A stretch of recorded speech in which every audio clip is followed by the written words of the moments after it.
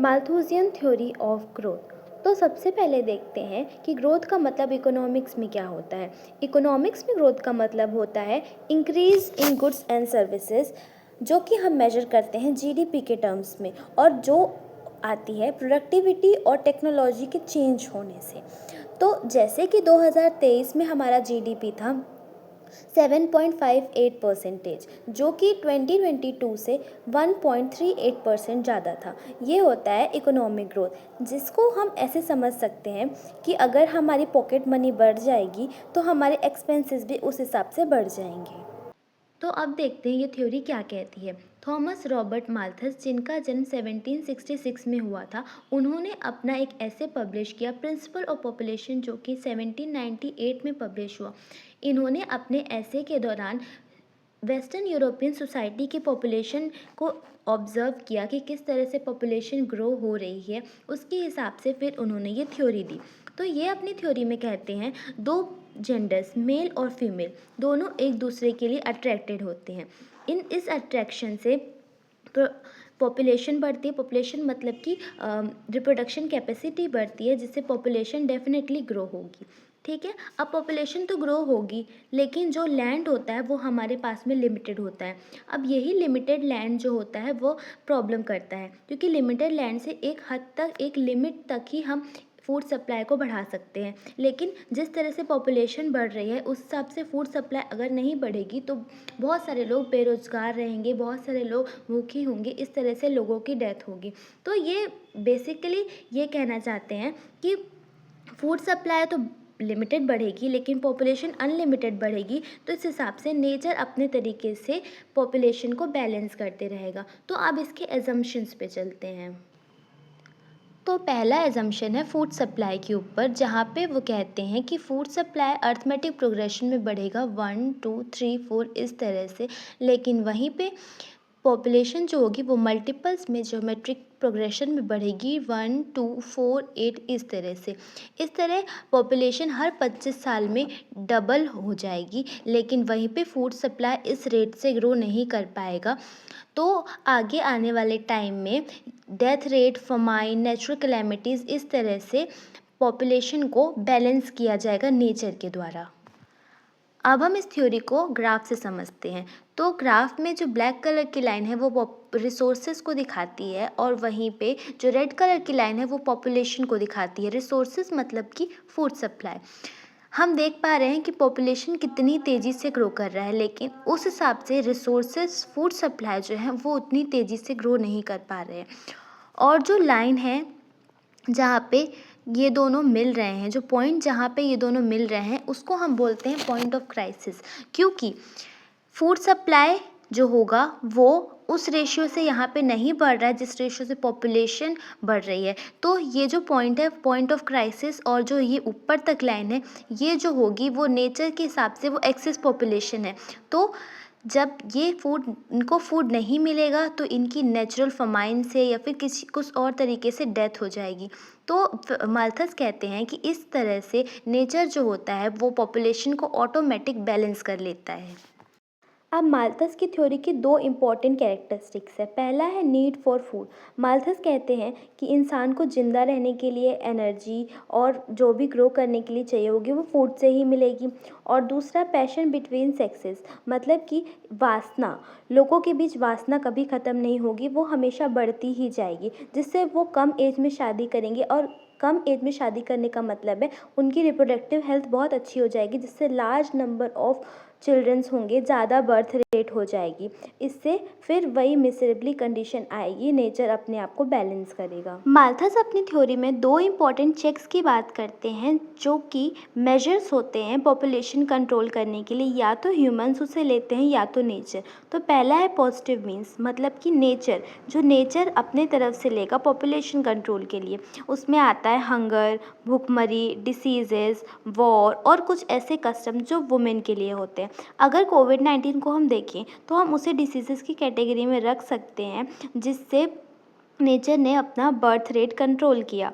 और कुछ ऐसे कस्टम्स होते हैं जैसे कि विधवा जो होते हैं उनको दोबारा से मैरिजेस करने की परमिशन नहीं होती सोसाइटी में अक्सर, ताकि हम बर्थ को कंट्रोल कर सकें। सेकेंड नेगेटिव मीन्स, नेगेटिव मतलब वो जो कि आर्टिफिशियली होते हैं, आर्टिफिशियल बिल्ड होते हैं। तो माल्थस कहते हैं 2 तरह के नेगेटिव मेजर्स ले सकते हैं। पहला, या तो शादी ना की जाए, और दूसरा या तो लेट मैरिजेस हो। उनका मानना है कि ये 2 इम्पॉर्टेंट मेजर्स हो सकते हैं अगर हमें पॉपुलेशन कंट्रोल करना है। अगर लेट मैरिजेस होंगी, शादी डिले होंगी, तो बर्थ रेट ऑलरेडी गिर जाएगा। और दूसरा, अगर शादी करेंगे ही नहीं तो रिप्रोडक्शन जैसा कोई सिस्टम ही नहीं होगा।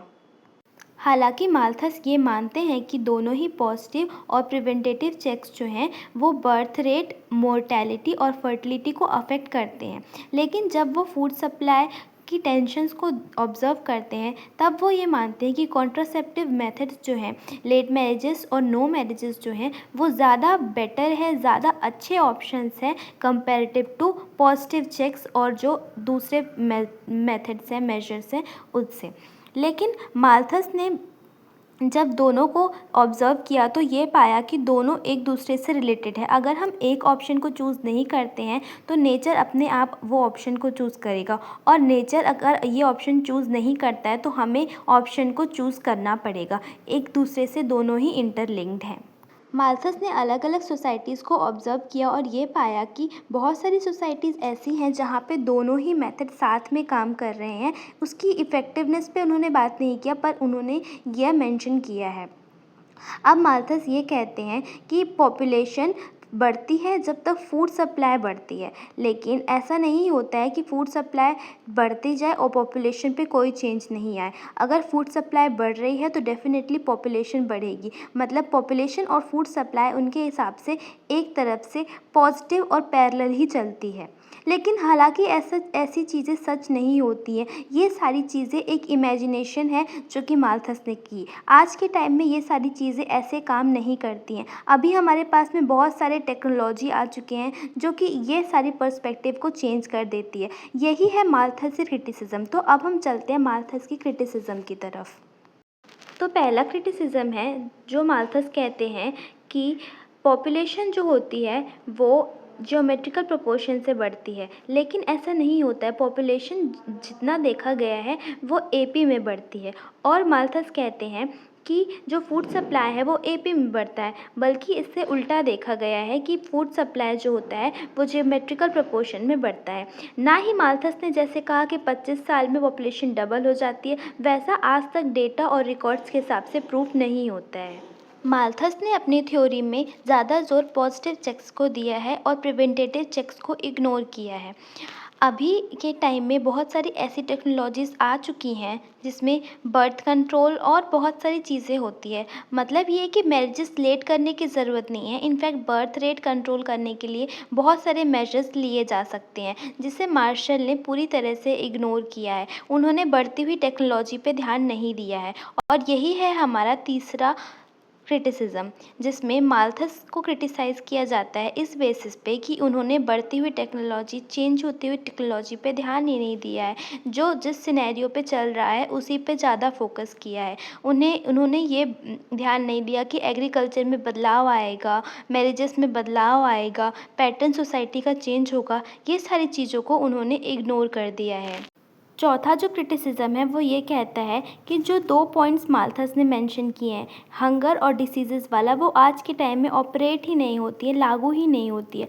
क्योंकि हंगर जो हम देखते हैं वो होता है फूड सप्लाई कम होने से, लेकिन 1968 के ग्रीन रिवॉल्यूशन के बाद में जो हंगर का रेट है वो काफ़ी गिर गया है। और डिसीज़ेज़, इतनी सारी टेक्नोलॉजी आ गई है कि डिसीज़ेज़ के कारण जो डेथ रेट है वो काफ़ी हद तक डिक्लाइन हुआ है। तो ये सारी चीज़ें जो हैं वो ऑपरेट नहीं करते। इनफैक्ट ये भी देखा गया है कि जितने भी नेचुरल डिज़ास्टर होते हैं उसमें डेथ होने वाला रेट जो है वो धीरे धीरे गिरता ही जा रहा है, क्योंकि टेक्नोलॉजी में काफ़ी सारे चेंजेस आ चुके हैं। फिफ्थ पॉइंट ये है कि माल्थस ने मैन पावर को इग्नोर किया है पॉपुलेशन ग्रोथ में। वह ये भूल गए कि अगर कोई बच्चा जन्म लेता है तो उसके पास में 2 हाथ भी होते हैं, ना सिर्फ मुंह, ना सिर्फ पेट, बल्कि हाथ भी होते हैं, जिससे वो मैन पावर में बढ़ावा होगा और फिर इकोनॉमी में कहीं ना कहीं उसका इम्पैक्ट देखने के लिए मिलेगा। नेक्स्ट क्रिटिसिज्म है कि जैसा कि माल्थस ने कहा, पॉजिटिव चेक्स और ओवर पॉपुलेशन के बीच में रिलेशन है, पर आज ऐसा देखने नहीं मिलता है हमें। चाइना और इंडिया, जहाँ की पॉपुलेशन इतनी ज़्यादा है, वहाँ पे नेचुरल डिज़ास्टर्स होने के बावजूद भी डेथ रेट उतनी ज़्यादा नहीं है। और वहीं फ्रांस एक कंट्री है जहाँ पे फूड सप्लाई तो बहुत ज़्यादा है, लेकिन पॉपुलेशन नेगेटिव में है। तो ऐसा रिलेशनशिप पॉजिटिव नहीं है। फिर माल्थस ने जो बायोलॉजिकल लिमिटेशंस हैं कि पॉपुलेशन इससे ज़्यादा नहीं बढ़ सकती है, इन सारी चीज़ों को माल्थस ने इग्नोर किया है। अब हम आगे आते हैं, एक इम्पॉर्टेंट चीज़ और देखते हैं, इसका एप्लीकेशन कहाँ है, क्या ये थ्योरी एप्लीकेबल है या नहीं है। इसके बावजूद कि माल्थस की जो थ्योरी है वो जहाँ पे ओरिजिनेट हुई है, वेस्टर्न यूरोप और इंग्लैंड की कंट्रीज़ पे, वहाँ पे एप्लीकेबल नहीं होती है, लेकिन इसका मतलब ये नहीं है कि ये कहीं पे भी एप्लीकेबल नहीं होती है। इनफैक्ट बहुत सारे इकोनॉमिस्ट और सोशियोलॉजिस्ट ये कहते हैं, ये आर्ग्यू करते हैं कि इनकी थ्योरी ने लोगों के अंदर ओवर पॉपुलेशन होने का डर पैदा कर दिया। माल्थस और डार्विन जैसे इकोनॉमिस्ट ने, सोशियोलॉजिस्ट ने इनकी थ्योरी को बेस बनाकर अपनी थ्योरी दी है। इनकी थ्योरी से वे बहुत ज़्यादा इन्फ्लुएंस हुए हैं। यहाँ तक कि ये भी कहा जाता है 2/3 ऑफ द वर्ल्ड ने इनकी ये थ्योरी को एप्लीकेबल किया है अपनी कंट्रीज़ में। इनकी जो थ्योरी है वह हर तरह से बेनिफिशियल है, लेकिन एप्लीकेबल नहीं है क्योंकि टेक्नोलॉजी में बदलाव आ चुका है। इनकी थ्योरी अगर देखी जाए तो ओवर पॉपुलेशन को कंट्रोल करने की बात करती है, जो कि कहीं ना कहीं सही भी है। अगर कंट्री के पास में फूड सप्लाई लिमिटेड है तो ऐसे लोग हो हमारे पास में जो उस इकोनॉमी की ग्रोथ के लिए बेनिफिशियल हो, ना कि उस फूड सप्लाई के ऊपर बर्डन हो। आई होप आपको ये वीडियो समझ में आया होगा, और thank you for watching this video.